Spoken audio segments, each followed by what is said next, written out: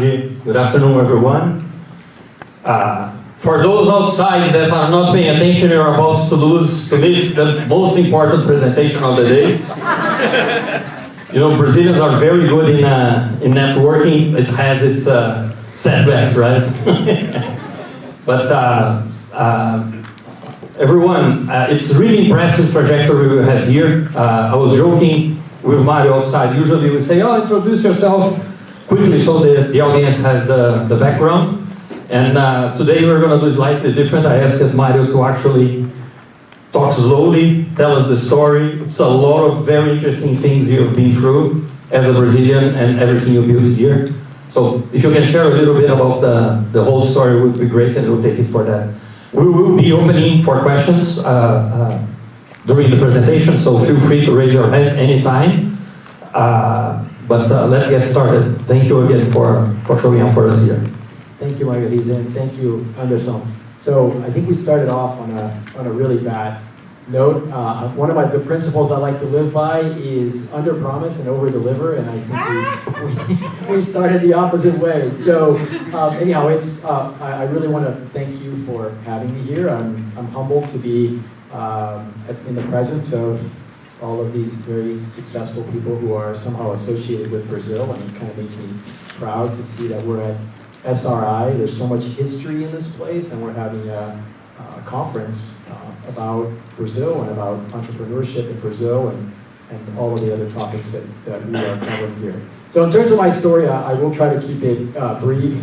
As Margarita said, I come from a very small town in Brazil because my father's father worked in the coffee business. So I guess that was the Silicon Valley of many years ago in Paraná.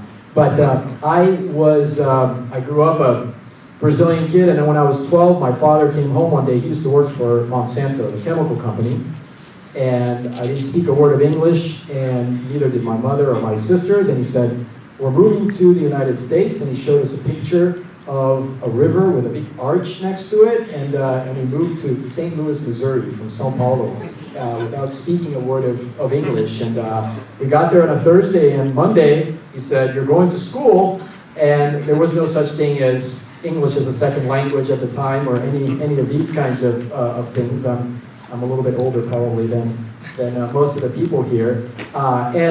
And within 2 or 3 months, we were speaking a language. I think the story there, and what helped me there a lot, and I think it applies to what we do in our lives, especially for Brazilians who are interested in working in the United States or in getting into new areas. You just have to throw yourself into it. And I think that we're resilient, and our brains work like a machine learning algorithm, and somehow everything goes into your brain and you figure it out. But anyway, fast forward, I finished my high school days back in São Paulo at the American school, at graded school. I don't know if anybody here is associated with the graded school in São Paulo. And then I went to Stanford to study electrical engineering. At the time, again, I'm a little bit older than most of you, Stanford did not have a computer science degree. And so I knew I wanted to study engineering, and I asked around, and I said, what's the most difficult engineering discipline? And electrical engineering was it, and so I picked that. I did take a lot of computer science classes, and then fast forward, I got my bachelor's and my master's, and when I left Stanford, I looked for what is the best engineering company for my discipline, and that's how I've always looked for opportunities where you think about, okay, who are the best people at doing something, and let me go join them. And at the time, the companies that were maybe the Googles and Apples of nowadays were Hewlett-Packard, Intel, Sun Microsystems, and I joined HP. I joined Hewlett-Packard, founded by 2 Stanford graduate students, similar to Google.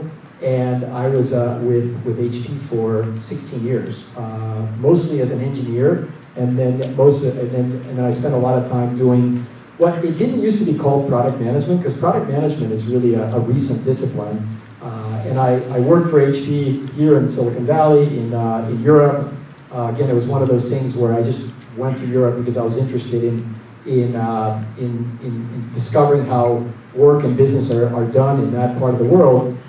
and then came back to Silicon Valley. Fast forwarding again, I think our careers are about looking for an opportunity, but also about a bit about chance. And in 2005, a good friend of mine introduced me to a recruiter, and I was thinking about doing something different, and the recruiter was looking for a product management director at Google. Google had just gone public a few months before, and after 22 interviews, literally, and 4 months of talking to anyone and everyone, I didn't think that they would want me, but they did hire me. So in 2005, I joined Google. There were 4,000 people in the company and $4 billion of revenue. And so it's really, obviously, it's bigger than some of the companies that you all are founding, but it was really great to be at the company at that time and to see the building of the company. And again, continuing the story, I looked for untraditional experiences. I went and spent 3 years at Google's office in London to help to build out the international engineering centers for Google. And that's when we built out the Belo Horizonte Center in Brazil and many of the engineering offices in Europe. And one of the things that maybe we can talk about, and we're talking about product here, product management is, as I said, it's a very new discipline.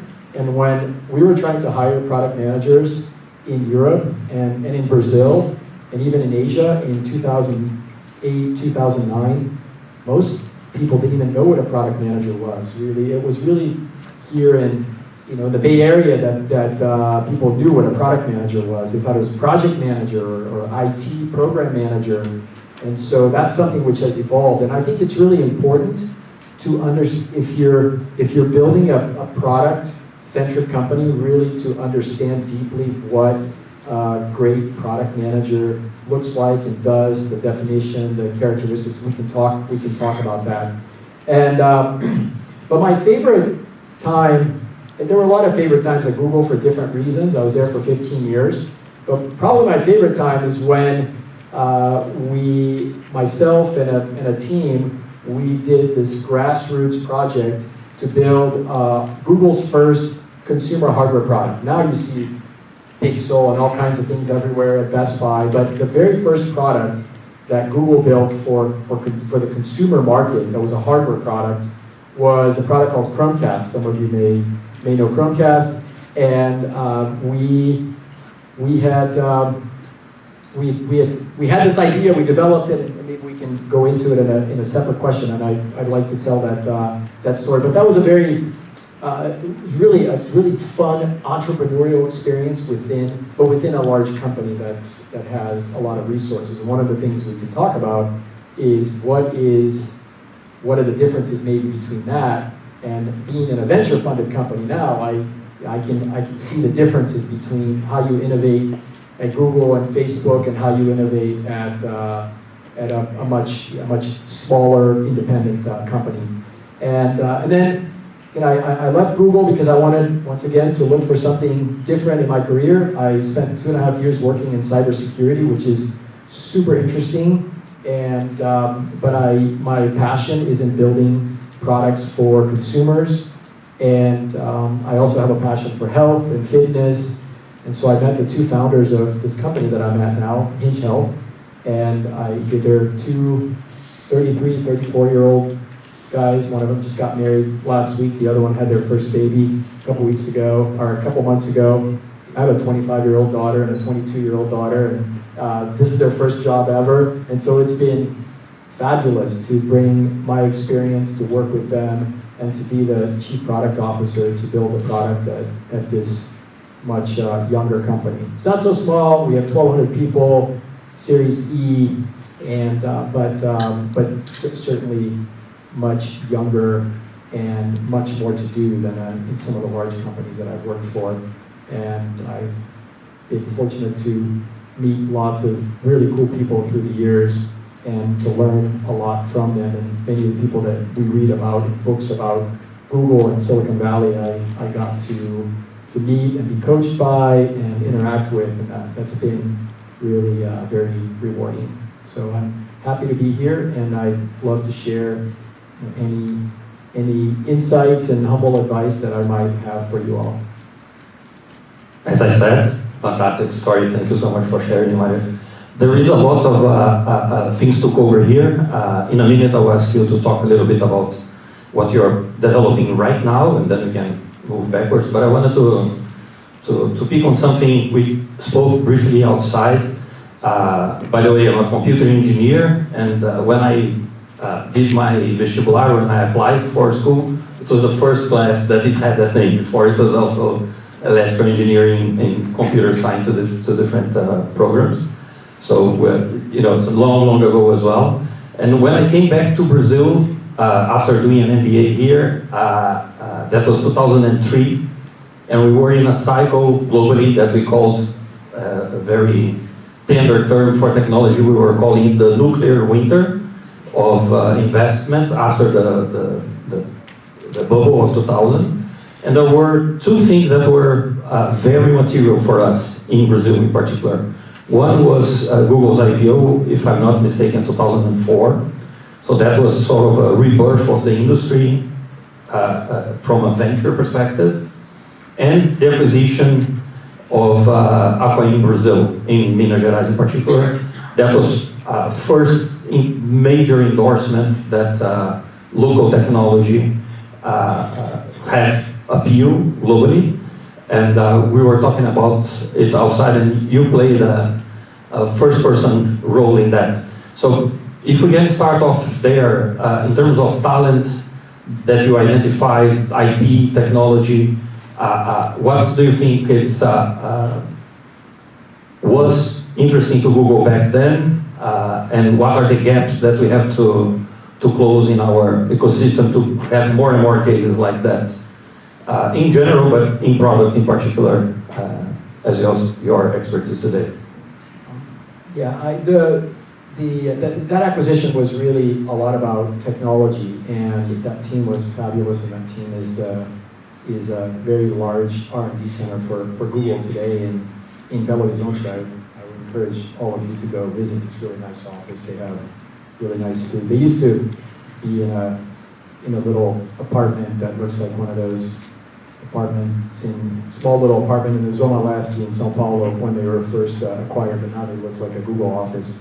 But the one thing I guess that I'll share in terms of, as you're building your teams, if you want to be a product-centric company, certainly you want technology depth. Everybody wants to hire the best computer scientists if you're a software company. And I think that's a bit more straightforward. It's super competitive. We're trying to hire people actually in Brazil and computer scientists there. And it's very competitive. And it's become more competitive because of many of the companies that you've built. But what was difficult, and I think is still difficult, is to identify the product managers. You need the product manager, because the product manager is really like the very market intuitive, market savvy engineer. I think the product manager needs to really understand technology, because sometimes the product idea comes from knowing how the technology works. And other times the product comes from understanding a deep consumer insight, and it can and should come from both.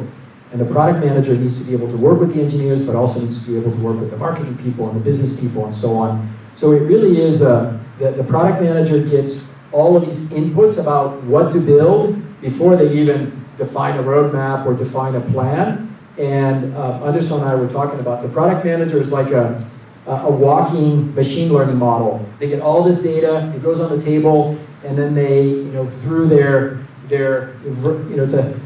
machine learning model in their brain, they say, okay, this is what we're going to build. There's science in it, but there's a lot of art in it. And so in looking for the right product, the good thing is you don't need to find one product manager for every engineer. You need like one product manager for every 10 engineers. So it's not that many that you need to find. You actually want lots of engineers per product manager. but you really want someone who's going to be able to again, I'll give an example of, I don't know if you all remember MapQuest. MapQuest used to be like the mapping solution, right? And so if you recall, when you're on MapQuest, to move the map in this direction, you would go over here, you click on the arrow, and then the map would move, and then you click up here, and some engineer, a Google Maps product manager said, I understand how JavaScript works, and I'm going to create a better user experience because I understand how JavaScript works. And so JavaScript allowed you to click on the map and move the map around in a much more intuitive way than clicking on the little arrows. Very simple example, but it's an example of how a product came out of a product manager's knowledge of how technology works. And then the engineers went and built it. So my advice then is look for a technologist, but a technologist who has has insight and empathy for what users need and do in building your product management team. Fantastic. So part of what we were talking outside is what makes and how to become a good product manager. I think there is, I'll ask you to expand a little bit on that if you are in the role of trying to identify these people, what's the background, how to pinpoint talent and so on. Something that we are going through in Brazil as an ecosystem, we talked about it a little bit on an investment panel yesterday. It's the vintage of invested companies from 2010, 11, 12 are the first batch, first cohort of companies that are getting to maturity. And from 2018, with the exit of 99, was the first big exit from this vintage. We had a lot of companies getting to scale. Some did IPO, some just raised and keep growing. But for these companies, a lot of them were hitting a glass ceiling in Brazil. First, they didn't know what product, as you mentioned, the discipline itself was, then the difference between product management and product owner, how to structure the teams, and there was a lot of transfer of knowledge from actually BayBrazil played a big role in that. You know, the founders of our companies that were getting to Series B, Series D, they were not finding the talent in Brazil, and they were coming here to look for knowledge and for people.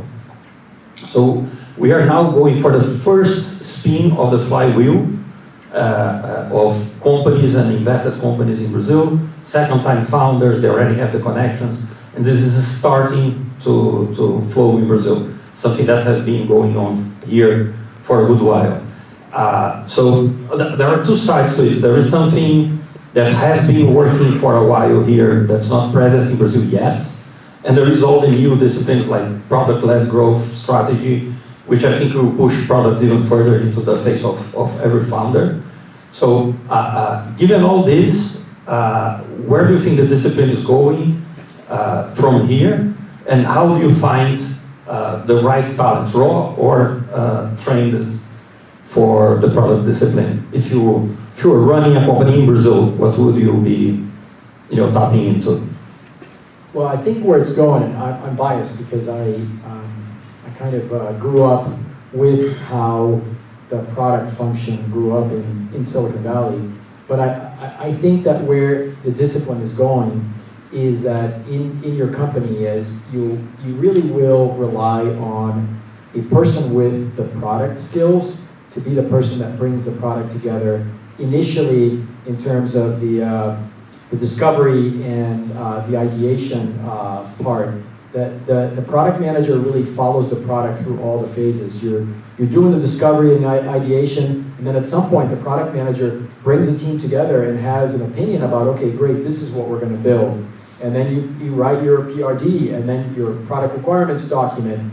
You create your schedule. There are a lot of people who are participating. The engineering team is participating, the designers are participating, but the product manager is really that leader.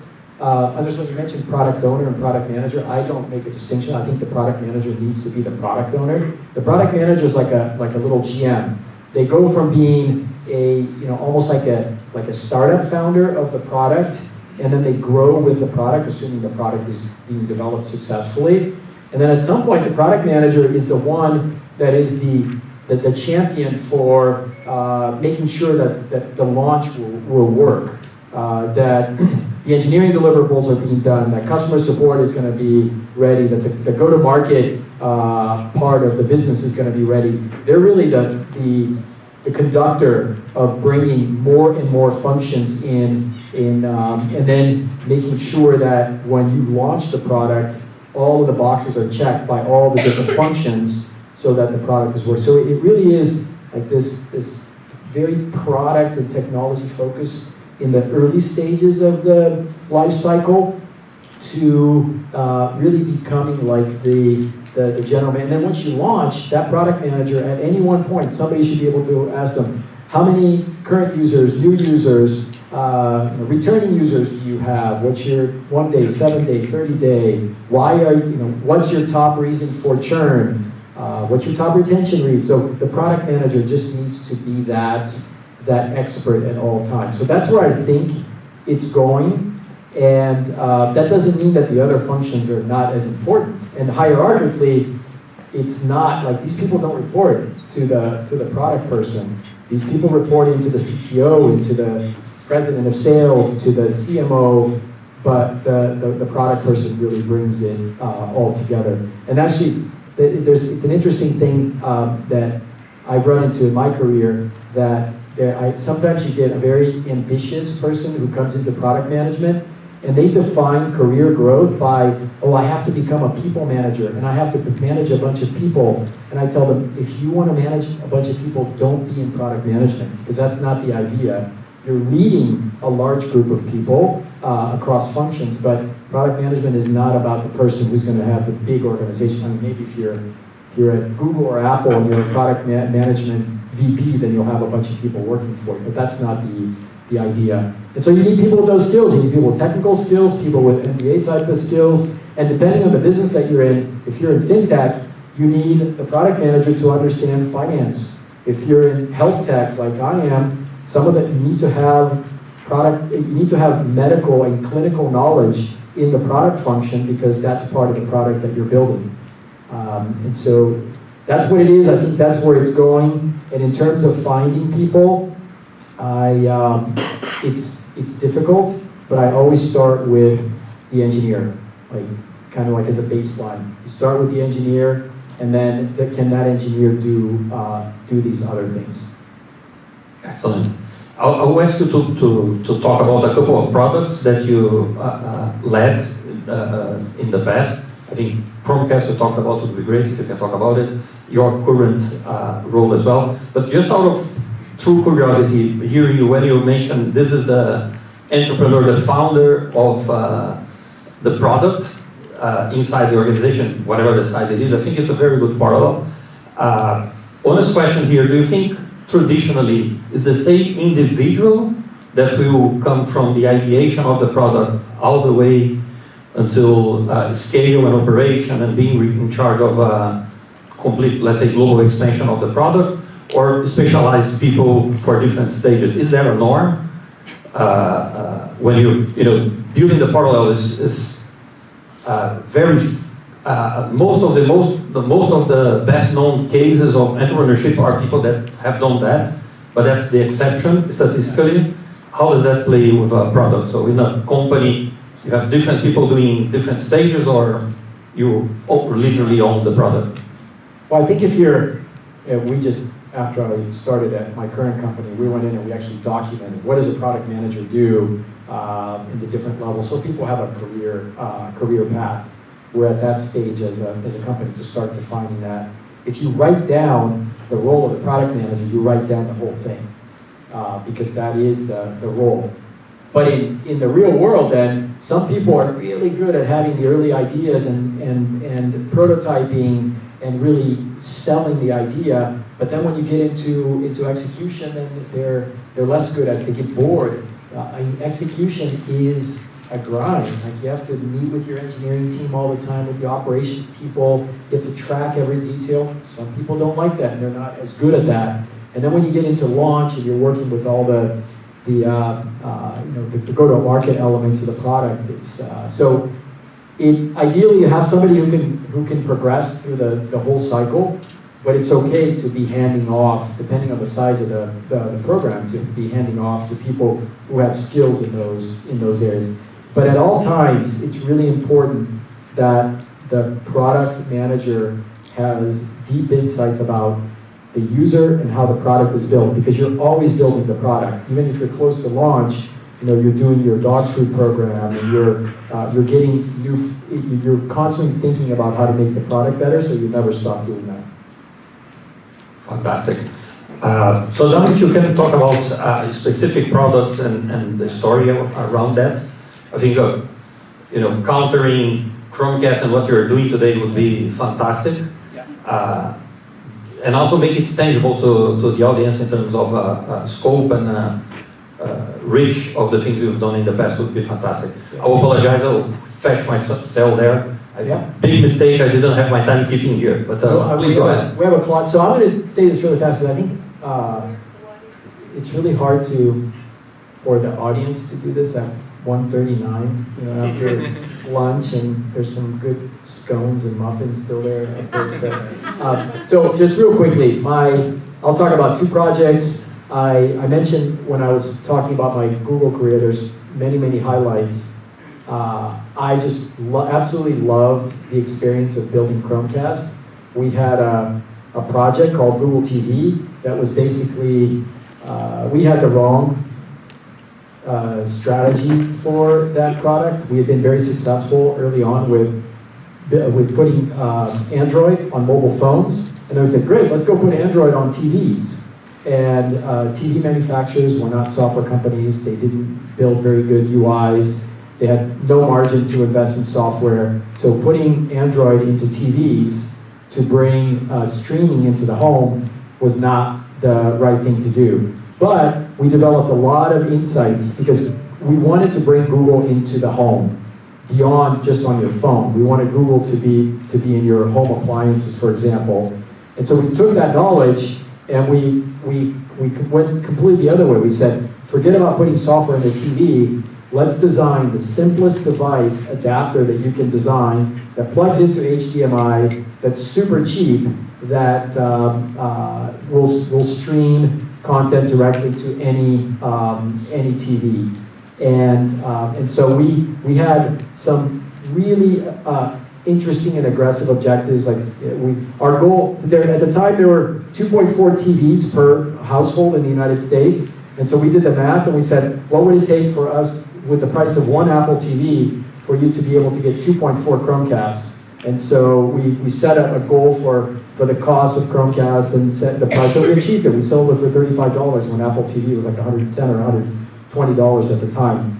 And it was very much of a grassroots. We prototyped this thing. We didn't really tell anyone. At one point, Sundar Pichai was not the CEO of the company, but at one point he used to run Chrome, and we thought Chrome was the best platform for it. I went to him and asked for his support for us to build this. We showed it to the founders. The founders really liked it, and then we were about to launch it, and we launched it, and we were planning on building 2 million of them between July and December, and we saw that the demand was so huge that we ended up building 7.5 million between July and December, and it was just great how for a large company we were able to make such a massive change, and so that was really a great experience. And my current experience in our product at Hinge Health, a little bit of advertising. I'd be happy for our salespeople to talk to your benefits people at your companies.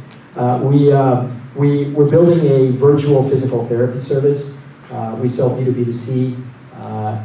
There are 50% of people at any one time are walking around with neck pain, back pain, some kind of joint pain, and we have a proven virtual physical therapy service that you do on your phone, and you have a virtual coach and a physical therapist. That we have clinical data that shows how much money companies save by not having to pay medical bills for their employees if they use Hinge Health compared to if they don't use Hinge Health.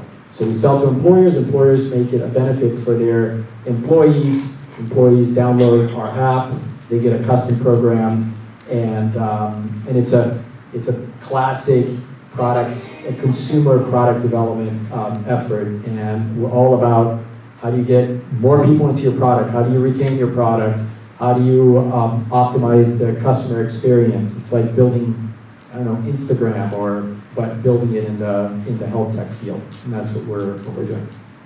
Fantastic.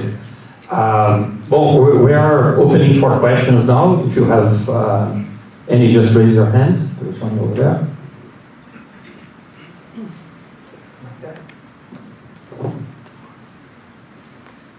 Where are you? Oh, Chapo here. Hi, thank you. Stephen Jackson. How do you look at the end user's gap, right, when you're developing technology, right? So, because there has to be an adoption, there has to be an ability to actually utilize the device, right, or conceptually. And I've been reading a lot more about the exponential gap that's happening between end users and the rate of technology and how fast that it's advancing. So when you're looking at products and bringing it out and deciding what attributes to put in, which ones to save for later and stuff, how much does that come into your play in your design and ideation? It comes in, it's super important. I like to always challenge the team. I talk about extreme simplicity, and there are a few great examples of a product that offers extreme simplicity compared to maybe more traditional solutions. We all use Uber and Lyft have kind of, their experience has gotten kind of worse after the pandemic. Matt, think about the Uber experience before the pandemic. Like, you would walk out here, and on your way out, you open your app, you tap, your home address is there, and then you see all the little cars, and within 2 minutes, you're sitting in a car, and you walk out of the car when you get home, and that's it. Like that, and it just works. So I think that technology is getting so powerful, but it is about extreme simplicity, because you have to onboard members. If you don't onboard members, then you don't have active users. And we're doing that. It's one of the things which I'm working on with my team is for us to, because we have more than 20 million lives that are eligible for our product, and we're not reaching even close to that. And so how do we make it super easy for people to onboard? We're a small company, so people don't know our name. But assuming that people get to your product, I think that's the most important, because the technology will be complex, it's behind the scenes, but it's really about and everything. Like, people hate to log into stuff. So, give them a one-time password that goes to their text so that they don't have to remember their password. It's just all the little details like that. But it is like showing an example of something that works really well and say, why can't we be that simple? We have another question over there. So my name is Eduardo. I'm from Grok. Actually, my company is from an ex-Googler. My question is mostly about like equipment and laws in Brazil. So we are here like in a technology conference. Most of the companies here are like tech-based, but there's something about like compute, and like a lot of this compute, where is this based? And with the current like legislation that we have, for instance, for import of equipment, etc. In Brazil, it's pretty hard to build data centers. And I'm sure that when you work with Google, versus you probably like work with like some hurdles in terms of like machine and like bringing compute to Brazil. So it's hard for us to be a technology company if we cannot really buy computers without having to pay like an absurd amount of taxes over what we're building. So how do you see like these hurdles in terms of Brazil and the laws? Like, we have like the ancient laws for protecting the market in terms of computers, and it's still like going on, and like the price that one pays for one processing unit here in the West compared to Brazil. And how would that play with the impact on what is the cost of like what we are offering for consumers and even the life of entrepreneurs in tech in Brazil? I'll give I guess a layman's answer to that. So I'm familiar with the laws in Brazil at a high level, but I don't have an answer for you. But I think that you can't just assume, okay, we'll deal with it, because the companies that you're building you're not just thinking about your company being a Brazilian company and your competitors being Brazilian competitors. You've got competitors who have cheap computers outside of Brazil who are building products that are being sold in Brazil. And when you want to take your company outside of Brazil, then you have to be competitive in terms of the cost of your R&D.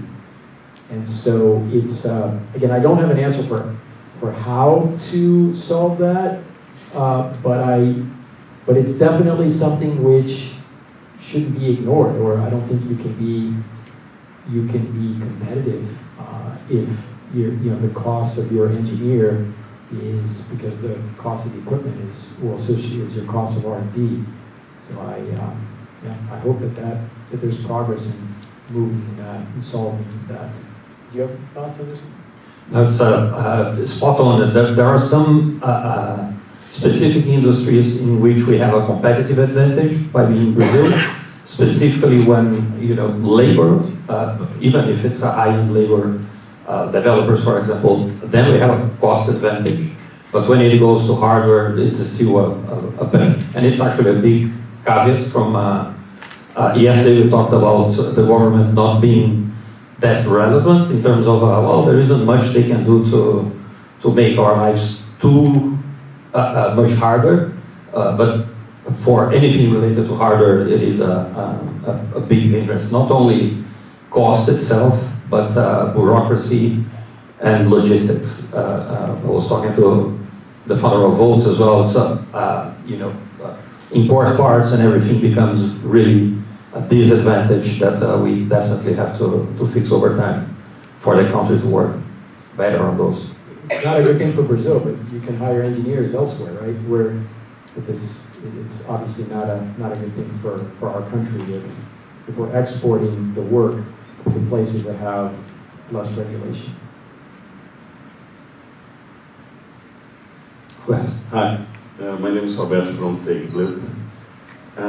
It's just a curiosity, I'm not sure if it's true, but I hear that Google is organized in terms of the design organization from the product perspective. And the traditional business and a lot of other companies usually have sometimes a financial driven or marketing driven. Is it true, and can you explain what is the difference of organizing a company based in a product perspective instead of the financial perspective? So Google was organized for a long time functionally. So there were no general managers and there were no divisions, if you will. When I was at HP, so Bill Hewlett and Dave Packard, the two original entrepreneurs of Silicon Valley, they had a strong belief in having these autonomous units and that were divisions. But that Google wasn't built like that, and actually it was, there was a lot of aversion to creating business units. So it was functionally organized for a long time, but then the company got so big that now you have these big operating units. There's the search unit, there's the advertising unit, there's obviously the hardware unit. So it made that change when the company got so big that functional it was not practical anymore. But our company is organized in a functional way, and we probably will be for a long time. There's a president of sales, there's a product person, there's a CTO, and I think that's a good way to organize companies for while they're growing fast. And again, it goes back to that the product manager becomes the general manager in terms of the product focus, and that's how we're doing things in our company. Probably will for a long time.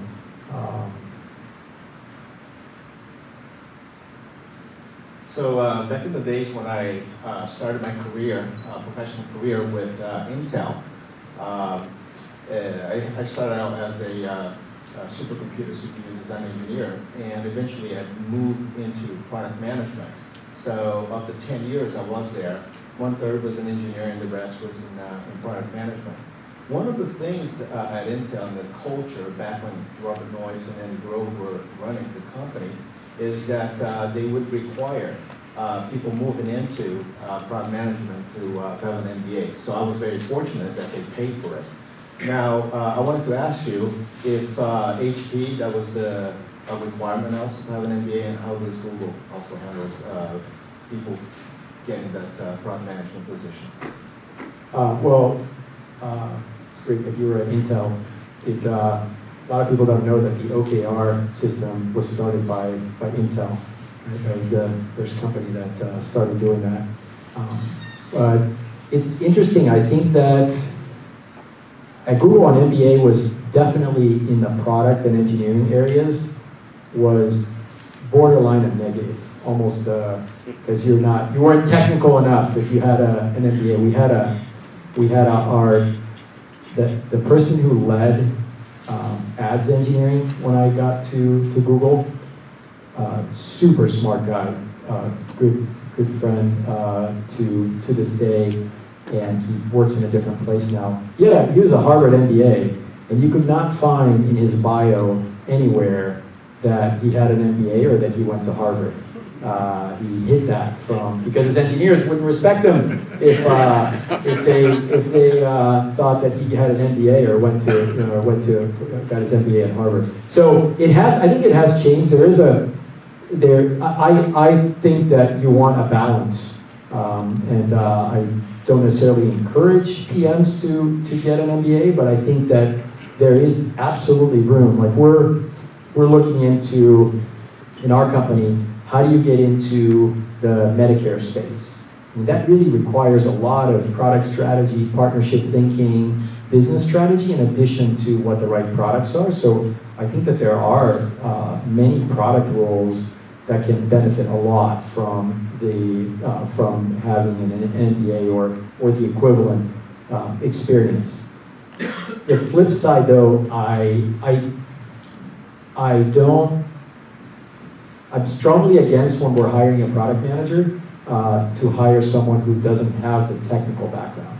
So if you have the technical background and the MBA, great, but if you, quote unquote, I'm sorry if some of you are, and it's a matter of opinion, it's fine. But I'm really tough on our team when we try to hire a PM who does not have a technical background. Yeah, I don't know if it helps in any way. There is an investor, and we used to post that at Masters, is when you're ranking a company to receive an investment, for every engineer that you add 1 point. When you look at the team, for every MBA you deduct 2.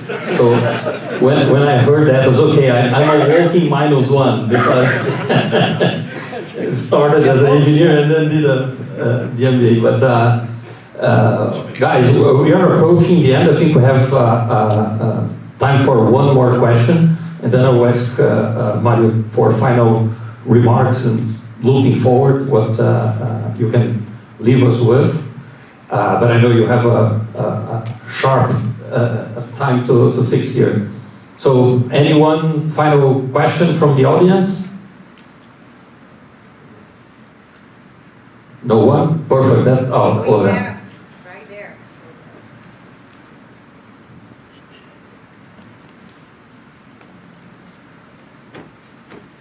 Your name and company, please.